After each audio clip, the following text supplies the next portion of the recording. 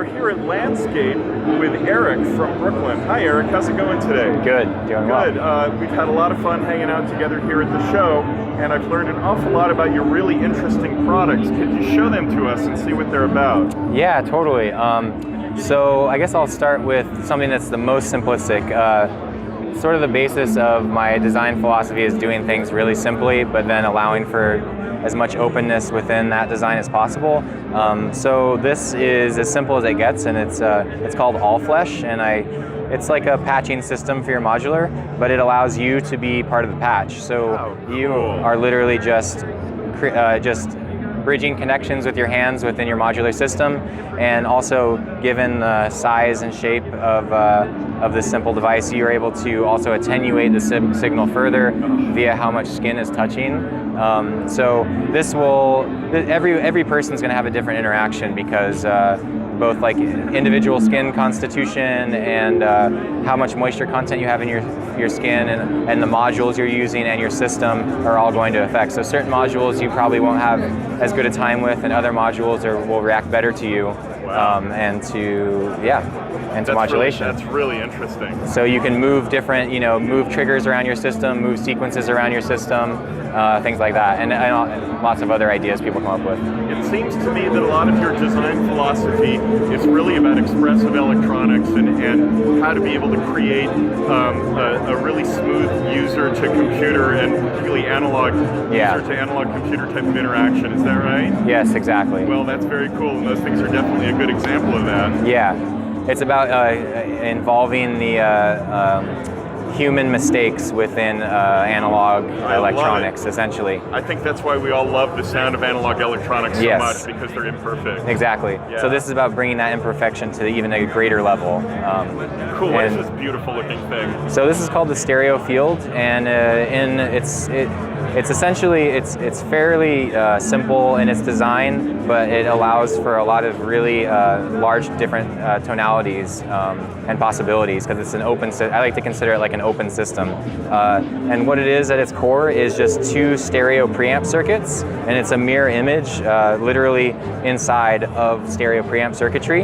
And so there's no oscillators or filters or distortions or anything besides those preamps, right?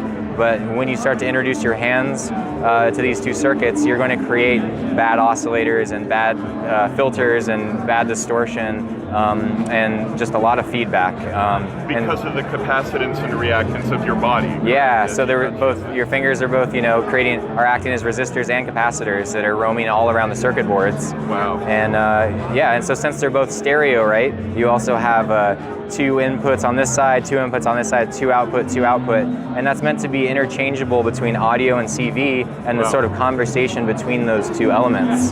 So you can take audio and run it into this thing and process it through your fingers and through. Interesting. So you can completely destroy audio through this process, and the feedback that you're creating and like pseudo filtering or filters that you're creating with your hands or anything else will be running alongside the audio, and the audio will be influencing those feedbacks that you're creating. Wow. And the feedback will actually happen in time with the audio a lot, and you'll get flutters that are at like 16th notes of the other audio, and also weird staccato things. And yeah. That is so cool. What do the knobs represent? The knobs are, it's again just split directly down the center, so then you have left volume of this side and right volume, and they're each stereo gang pots, right? I see. And then this is a drive / feedback of this side, and this is drive and feedback of this side. Because it's all interconnected, right? So then these greatly affect how the sound happens in here, because you're just increasing things fundamentally. Like if you go up into this zone, you have to be kind of careful of your ears because there's so much feedback happening, right? And it gets out of the hearing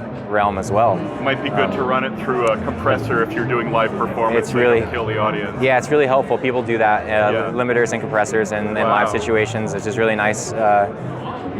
So it seems like it's a phenomenal interface for experimental electronic music. That seems to me to be the right thing. And let me ask you one more thing about it. Did I understand from what you were saying that it can output audio even without having audio coming into it? Is that correct? Yeah. So you're creating the circuits. Since op amps are the basis of so many analog circuits, right? Yeah. And these are very simplistic preamp circuits that are represented under here and directly interacting with. You're creating bad versions of circuits. Wow. So you're creating bad oscillations and LFOs and pulse width modulation and sort of everything. And there's so many different pockets in here, and also depending on the person, it's going to sound different because you have different skin. So it's completely unique. Interestingly enough, Eric and I went to a lecture last night on the music of David Tudor, who of course was a contemporary of John Cage and an incredible pioneering electronic musician. And a big thing about what he was doing is feedback through amplifiers, and as luck would have it, that's a portion of what it is that you're building here as well. Exactly. Very cool. Sort of the living, breathing thing that is feedback. Oh my goodness, that is so interesting. And then what's your other product here? So this is a prototype, and this is the second version of this instrument. The first version was a smaller and more minimalist instrument. It's called HCTT, which stands for Human Control Tape Transport. Okay. And right now these functions are not implemented, and I'm still working them out and getting them right. And so I don't want to really say what they do until I'm super happy with it. Understood. So I don't let anyone down. But right now, people have been coming by and listening to, unfortunately we don't have audio right now, but have been listening to this. And what you do is you put in any cassette tape you want, and you lift up these two knobs. I can just show you really quick. Please do, this is fascinating. So it's oh, that brings back memories. So yeah, you lift up the two knobs and you directly are going to insert the two shafts into the spindle. And so I wanted it to be as direct as possible to the human to tape interface. Yeah. And so it's just sort of as responsive as it could possibly be. And so you can scratch cassettes like you would vinyl. You can do, it's essentially a miniature tape music center is how I like to kind of phrase it. And hopefully it'll get more into that realm once I implement these features, which I'm excited about. Well, that's incredible. I love the idea of you being able to take audio and be able to speed it up and slow it down and move it backwards just as easily as moving it forwards. And it looks like that's something that your product here does. Yeah. Well, that's really very impressive, and I have to say how cool it is that your stuff is so completely unique. There are this is my VCO and this is my low-pass filter. Yeah, right. So that's really nice. Eric, tell us, if you can, as we wrap up here, what do these things run for and where can you get them? Yes. So, well, first of all, here's my website, landscape.fm. And you can get a lot of info on these and different videos and lots of content, and follow me on Instagram if you want. Cool. And so I sell through my website, but also through many dealers around the world. So lots in Europe and the United States and Australia. And so there are places that people can go and get their hands on these before they decide whether they want to try them out. Yeah, that's great. Which is really nice because then you'll see how it reacts to you, and obviously that changes day by day based on how you're feeling. Sure. How interesting. And so this is $410 US. And and this is, I'm still working that out. Right. So I guess I don't really want, Of course not. We'll see. Do you have a rough estimate as to when this one's going to be available, the version 2 of the tape transport? I'm working really hard on it right now, and hopefully within a 6-month period I'll be able to work out all of the little issues that I'm trying to get smoothed out. And Well, I know that you're quite the perfectionist in creating chaos, so I'm sure it's going to be awesome by the time it's done. Thank you. Hey, thank you so much, and have yourself a wonderful Superbooth. Yeah, you too. All right, take care. Bye.